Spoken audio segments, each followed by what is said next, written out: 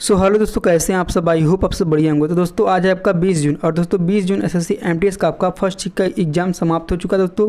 तो दोस्तों हम लोग देखेंगे कौन कौन से क्वेश्चन पूछे गए दोस्तों इस शिफ्ट में, और सभी के सभी क्वेश्चन दोस्तों हम लोग डिटेल्स में देखने वाले हैं दोस्तों। जो सुबह आपको मॉडल पेपर दिया गया था दोस्तों 20 जून का दोस्तों, उसमें से आपके 3 से 4 क्वेश्चन देखने को मिलेंगे दोस्तों इस शिफ्ट में। तो दोस्तों वीडियो में लास्ट तक बनेगा दोस्तों। वीडियो में किसी भी क्वेश्चन का आंसर आपको पहले से पता दोस्तों आप लोग कमेंट बॉक्स में लिख सकते हैं। तो दोस्तों बिना समय गंवाए वीडियो करते हैं स्टार्ट। दोस्तों आपका पहला क्वेश्चन पूछा गया दोस्तों, गणगौर पर्व में किस देवता की पूजा की जाती है। तो दोस्तों गणगौर पर्व में आपके शिव और पार्वती की पूजा की जाती है दोस्तों। गणगौर का अर्थ है दोस्तों गण और गौर, यानी कि गण का अर्थ है दोस्तों शिव और गौर का अर्थ है आपका पार्वती। वास्तव में गणगौर पूजन माँ पार्वती और भगवान शिव की पूजा का दिन है दोस्तों। यह भारतीय राज्य राजस्थान और गुजरात, मध्य प्रदेश और पश्चिम बंगाल के कुछ हिस्सों में मनाया जाने वाला त्यौहार है दोस्तों। यह चैत्र महीने के पहले दिन से शुरू होता है और जो होली के अगले दिन मनाया जाता है दोस्तों। चलिए दोस्तों अगला क्वेश्चन आपका पूछा गया दोस्तों, हैक नृत्य किस राज्य से संबंधित है। तो दोस्तों ये आपके त्रिपुरा राज्य का नृत्य है दोस्तों। मुख्य लोक नृत्य दोस्तों हैं रियांग समुदाय का दोस्तों हौजगिरी नृत्य है, त्रिपुरी समुदाय का गरिया, झूम, मैमिता, मसाक, सोमानी और लिम्बाक बुमानी नृत्य हैं दोस्तों। चकमा समुदाय का दोस्तों बिच्छू नृत्य, लुसाई समुदाय का दोस्तों चेराव और स्वागत नृत्य है, मालसूम समुदाय का दोस्तों है हक नृत्य, बंगाला नृत्य, गारो समुदाय का दोस्तों आदि हैं। चलिए दोस्तों अगला क्वेश्चन आपका पूछा गया दोस्तों, आत्मघाती शैली किसे कहा जाता है। तो दोस्तों आत्मघाती शैली आपका लाइसोसोम को कोशिका की आत्मघाती शैली कहा जाता है दोस्तों। ऐसा इसलिए क्योंकि लाइसोसोम अंग है जो कोशिका द्वारा बाहर से ली गई सामग्री को बचाते हैं। यदि लाइसोसोम किसी भी सहयोग से फट जाता है तो पाचन एंजाइम कोशिका के अंदर रिश्ता है दोस्तों। उसके बाद ये एंजाइम कोशिका के भागों को भी बचाता है। चलिए दोस्तों अगला क्वेश्चन आपका पूछा गया दोस्तों, कुश्ती से संबंधित खिलाड़ी जिसे मेजर ध्यानचंद अवार्ड दिया गया है वो कौन कौन से हैं। तो दोस्तों इस क्वेश्चन का राइट आंसर आपका ऑप्शन के अकॉर्डिंग इस क्वेश्चन का राइट आंसर हो जाएगा दोस्तों। ऑप्शन में आपके कौन कौन से खिलाड़ी दिए गए थे दोस्तों आप लोग कमेंट करके बताइएगा दोस्तों। तो दोस्तों नीरज चोपड़ा के अलावा यह पुरस्कार रवि कुमार दहिया जो कि दोस्तों कुश्ती से संबंधित हैं, लवलीना बोरगोहने जो कि दोस्तों मुक्केबाजी से संबंधित हैं, PR श्रीजेश जो कि दोस्तों हॉकी से संबंधित हैं, अवनी लेखरा पैरा शूटिंग से संबंधित हैं, सुमित अंतिल पैरा एथलीट से संबंधित हैं, प्रमोद भगत दोस्तों पैरा बैडमिंटन से संबंधित हैं, कृष्णा नागर जो कि दोस्तों पैरा बैडमिंटन से संबंधित हैं, मनीष नरवाल जो कि दोस्तों पैरा शूटिंग से संबंधित हैं, मिताली राज जो कि दोस्तों क्रिकेट से संबंधित हैं, सुनील छेत्री फुटबॉल से संबंधित हैं, मनप्रीत सिंह हॉकी को। तो दोस्तों इन सभी को दोस्तों मेजर ध्यानचंद पुरस्कार दिया गया है। अब दोस्तों इनमें से ऑप्शन आपका डिपेंड करता है दोस्तों कौन कौन से ऑप्शन थे, मतलब कौन कौन से खिलाड़ी थे दोस्तों वही सही हो जाएगा दोस्तों। इनमें से अगर जो कोई भी दिखा होगा तो चलिए दोस्तों अगला क्वेश्चन आपका पूछा गया दोस्तों, भारतीय संविधान का अनुच्छेद 51 किससे संबंधित है दोस्तों। मैं सुबह की वीडियो में जो 20 जून का मॉडल पेपर डाला था दोस्तों उसमें ये क्वेश्चन निहित था दोस्तों। तो दोस्तों अंतर्राष्ट्रीय शांति और सुरक्षा को बढ़ावा देना दोस्तों आर्टिकल 51 संबंधित है। चलिए दोस्तों अगला क्वेश्चन आपका पूछा गया दोस्तों, राष्ट्रध्वज का सम्मान करना कौन सा अधिकार है। दोस्तों ये भी क्वेश्चन हमने पिछली वीडियो में बताया दोस्तों। तो दोस्तों ये सभी के सभी क्वेश्चन आपके रिपीटेड आ रहे हैं दोस्तों। तो दोस्तों राष्ट्रीय ध्वज और राष्ट्रगान का सम्मान प्रत्येक नागरिक का मौलिक कर्तव्य है दोस्तों। मौलिक कर्तव्य आपका 11 है दोस्तों। तो दोस्तों ये पहले में ही है। चलिए दोस्तों अगला क्वेश्चन आपका पूछा गया दोस्तों, वास्तुकला की डबल डोम्स शैली किसके द्वारा शुरू की गई थी। तो दोस्तों ये आपके लोधी वंश के द्वारा किया गया था दोस्तों। लोधी वंश अंतिम दिल्ली सल्तनत राज्य वंश था जो 1451 से 1526 तक सत्ता में था। इस राजवंश की स्थापना दोस्तों बहलोल लोधी ने की थी दोस्तों, और इसका कार्यकाल कब से कब तक था दोस्तों। तो दोस्तों 1451 से लेकर 1481 तक इसका कार्यकाल था। सिकंदर लोधी द्वारा गज ए सिकंदर खेती की भूमि को मापने की 1/3 इकाई शुरू की गई थी। इन्होंने 1504 में आगरा की स्थापना की और फारसी कविता गुलरुमुखी भी। इब्राहिम लोदी ने सिकंदर लोदी के खिलाफ मुकदमा दायर किया और मेवाड़ के राणा सांगा से हार गया। 1526 में दोस्तों पानीपत की लड़ाई में बाबर द्वारा इब्राहिम लोदी को हराया गया। तो दोस्तों ये सभी के सभी महत्वपूर्ण फैक्ट आपको ध्यान में रखना है। चलिए दोस्तों, अगला क्वेश्चन आपका पूछा गया दोस्तों, भारतीय राष्ट्रीय कांग्रेस का स्थापना कब हुआ था?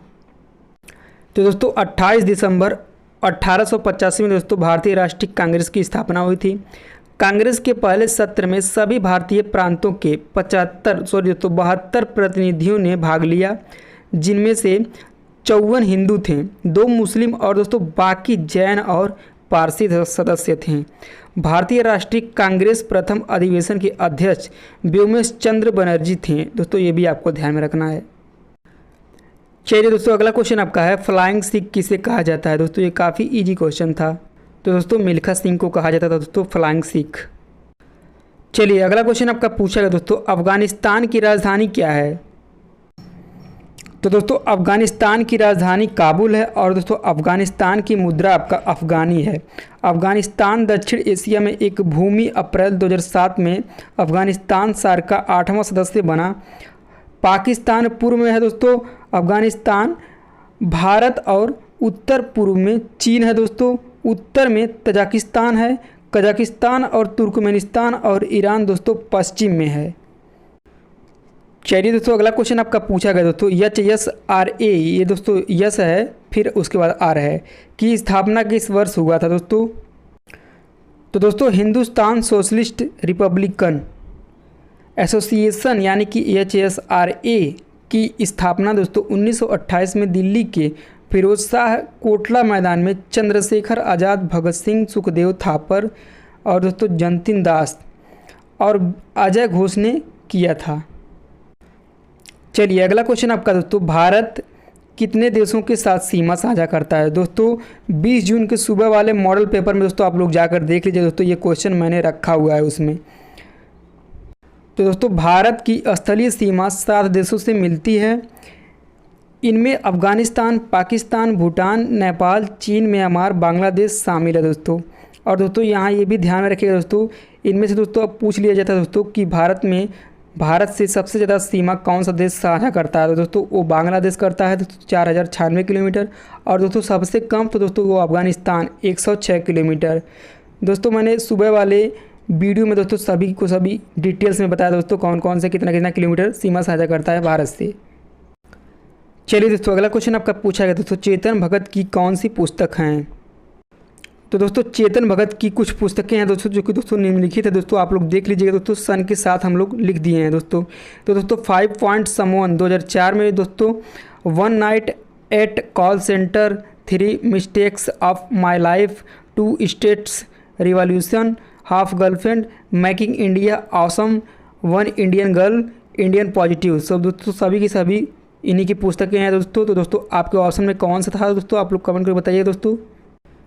चलिए अगला क्वेश्चन आपका पूछा गया दोस्तों, सोलंग फेस्टिवल किस राज्य से संबंधित है?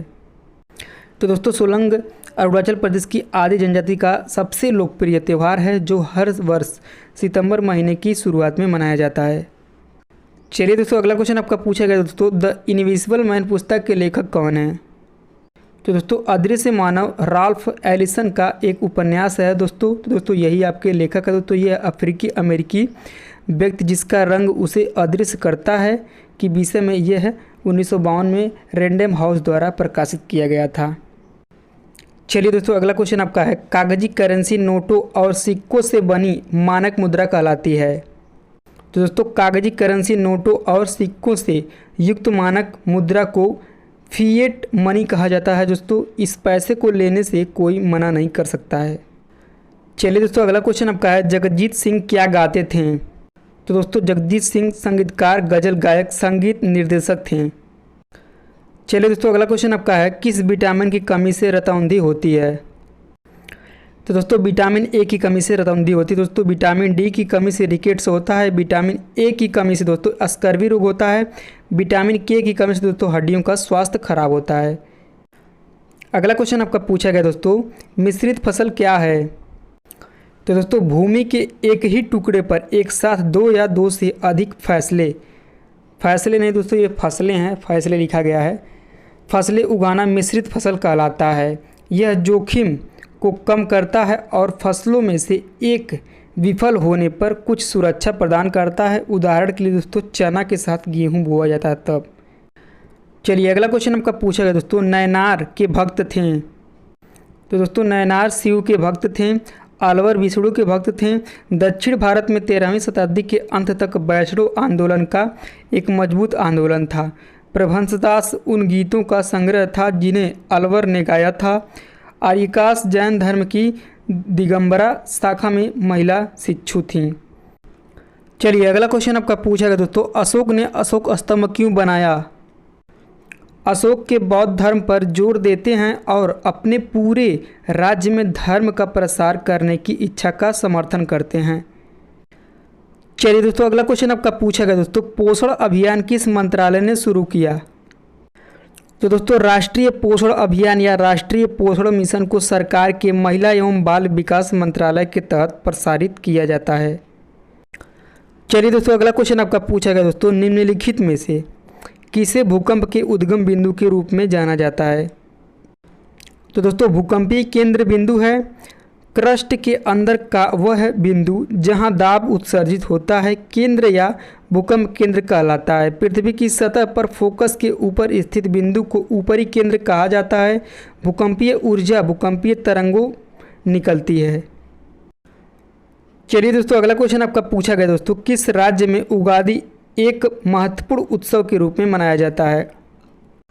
तो दोस्तों उगादी को कर्नाटक में नए साल के रूप में मनाया जाता है।